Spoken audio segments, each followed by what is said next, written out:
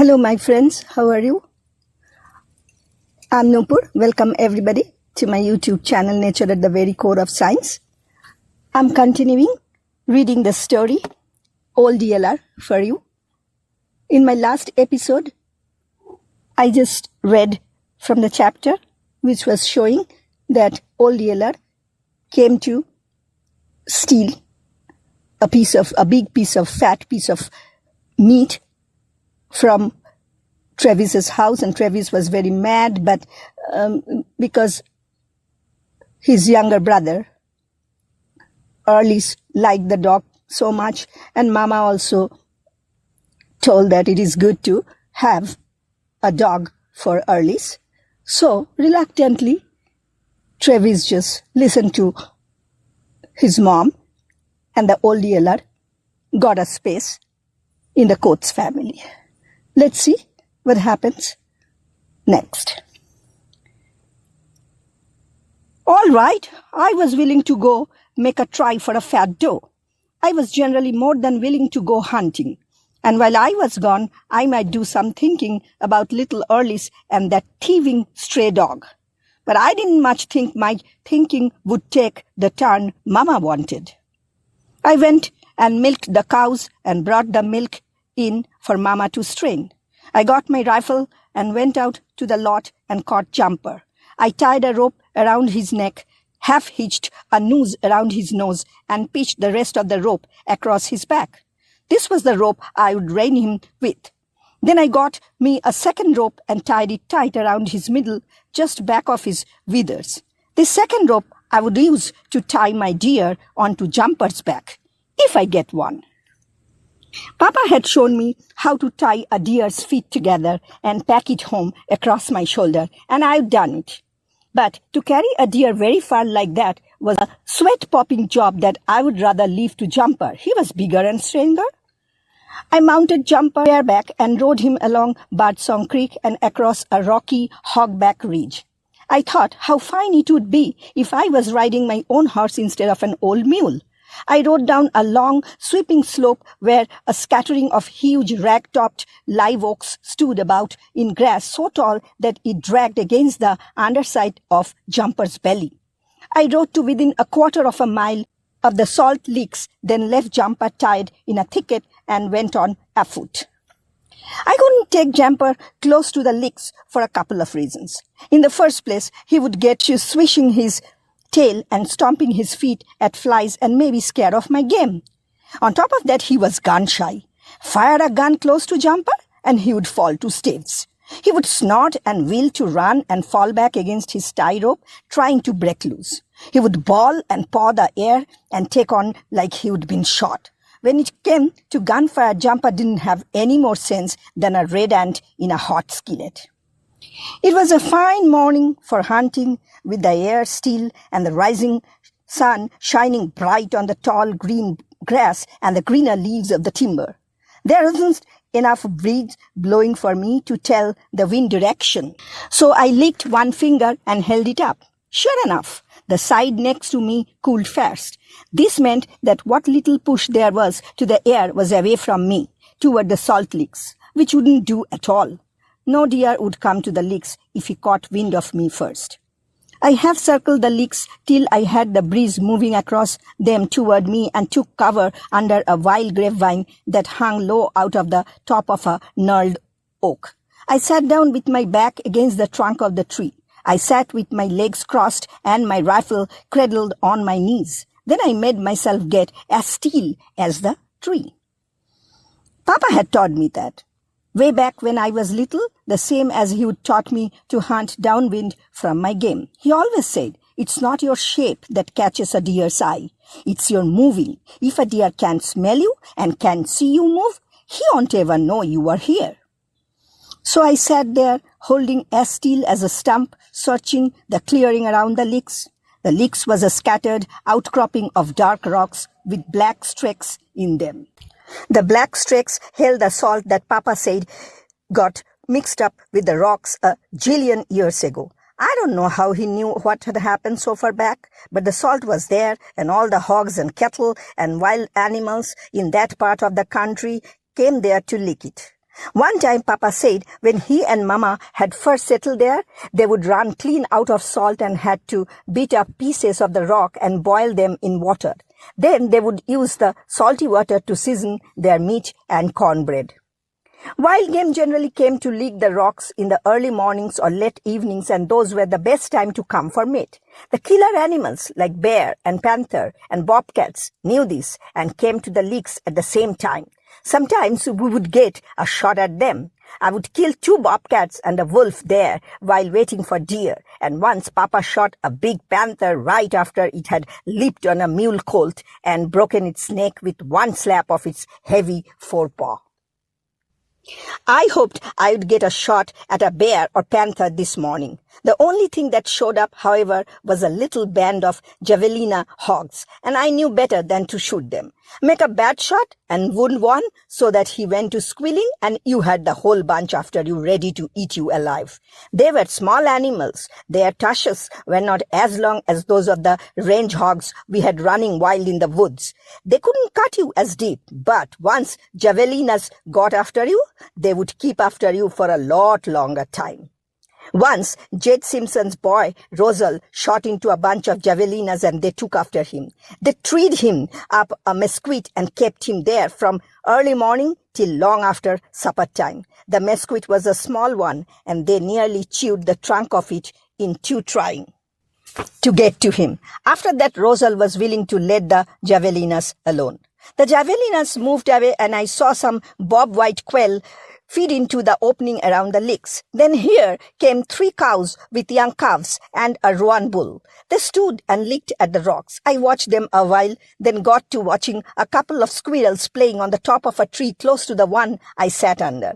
The squirrels were running and jumping and chattering and flashing their tails in the sunlight. One would run along a tree branch, then take a flying leap to the next branch. There it would seed, fussing, and wait to see if the second one had the nerve to jump that far. When the second squirrel did, the first one would set up an excited chatter and make a run for a longer leap.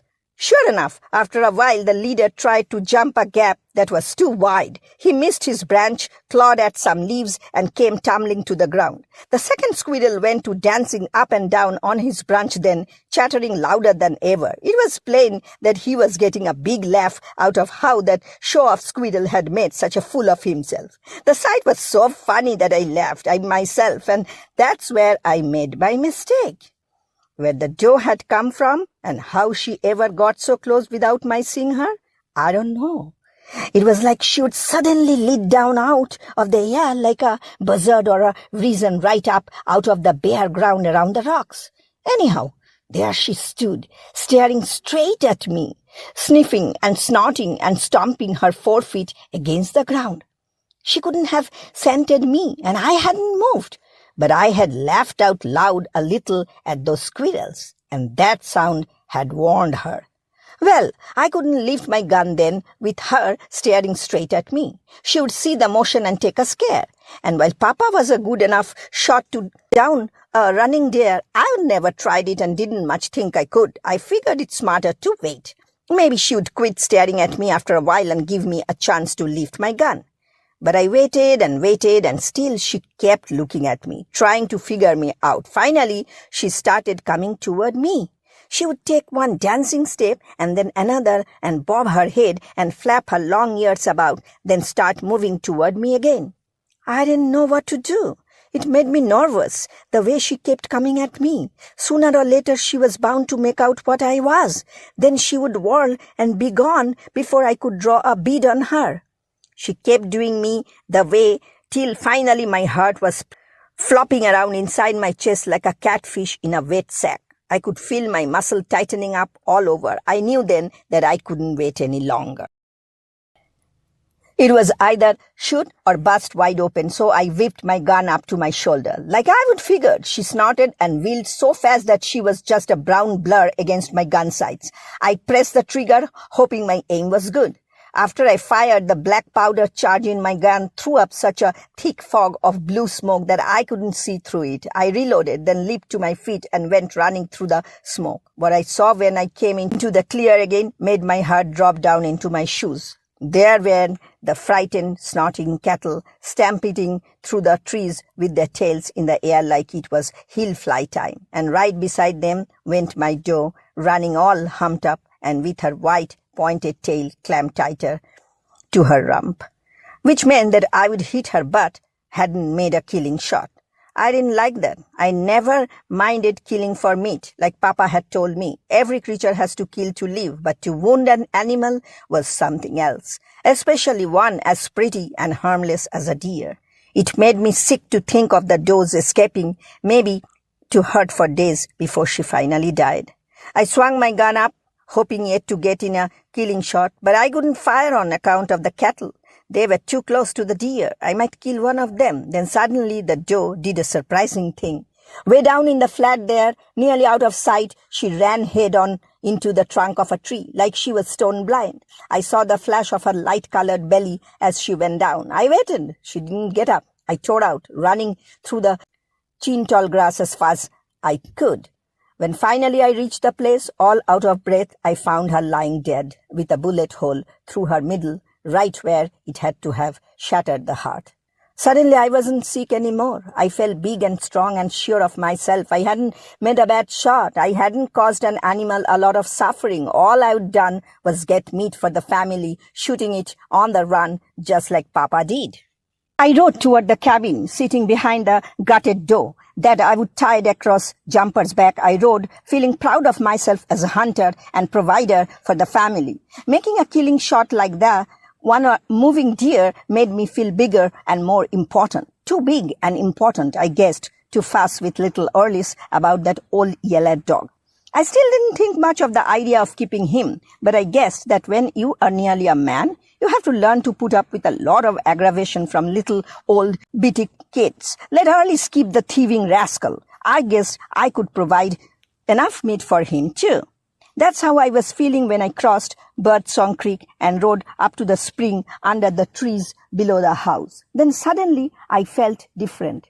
That's when I found little Earlis in the pool again, and in there with him was the big yellow dog, the dirty, stinking rascal romping around in our drinking water. "Earlis!" I yelled at little Earlis. "You get that nasty old dog out of the water." They hadn't seen me ride up, and I guess it was my sudden yell that surprised them both so bad. Earlis went tearing out of the pool on one side and the dog on the other. Earlis was screaming his head off, and here came the big dog with his wet fur rising along the ridge of his backbone, baying me like I was a panther. I didn't give him a chance to get to me. I was too quick about jumping off the mule and grabbing up some rocks. I was lucky. The first rock I threw caught the big dog right between the eyes, and I was throwing hard. He went down, yelling and pitching and wallowing. And just as he came to his feet again, I caught him in the ribs with another one. That was too much for him. He turned tail then and took out for the house, squalling and bawling. But I wasn't the only good rock thrower in the family. Earlis was only 5 years old, but I would spent a lot of time showing him how to throw a rock. Now I wished I hadn't, because about then a rock nearly tore my left ear off. I whirled around just barely in time to duck another that would have caught me square in the left eye. I yelled, "Earlis, you quit that!" But Earlis wasn't listening. He was too scared and too mad. He bent over to pick up a rock big enough to brain me with if he would been strong enough to throw it. Well, when you are 14 years old, you can't afford to mix in a rock fight with your 5-year-old brother. You can't do it, even when you are in the right. You just can't explain a thing like that to your folks. All they will do is point out how much bigger you are, how unfair it is to your little brother. All I could do was turn tail like the yellow dog and head for the house, yelling for Mama. And right after me came little Earlis, naked and running as fast as he could, doing his level best to get close enough to hit me with the big rock he was packing. I outran him, of course. And then here came Mama, running so fast that her long skirts were flying and calling out, "What on earth, boys?" I hollered, "You better catch that Earlis," as I ran past her, and she did. But little Earlis was so mad that I thought for a second he was going to hit her with the rock before she could get it away from him.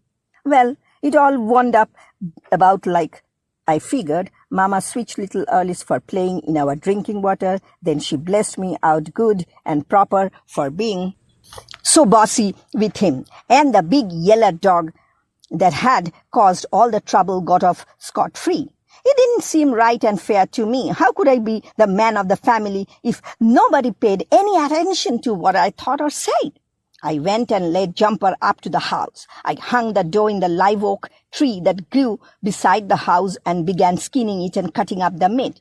I thought of the fine shot I would made and knew it was worth bragging about to Mama. But what was the use? She wouldn't pay me any mind. Not only I did something she thought I shouldn't have done, then she would treat me like I wasn't any older than little Earlies. I sulked and felt sorry for myself all the time. I worked with the meat. The more I thought about it, the madder I got at the big yellow dog. I hung the fresh cuts of venison up in the dog run, right where Old Yeller had stolen the hog meat the night he came. I did it for a couple of reasons. To begin with, that was the handiest and coolest place we had for hanging fresh meat. On top of that, I was looking for a good excuse to get rid of that dog. I figured if he stole more of our meat, Mama would have to see that he was too sorry and no account to keep. But Old Yeller was too smart for that. He gnawed around on some of the deer's leg bones that Mama threw away, but not once did he ever even act like he could smell the meat we'd hung up.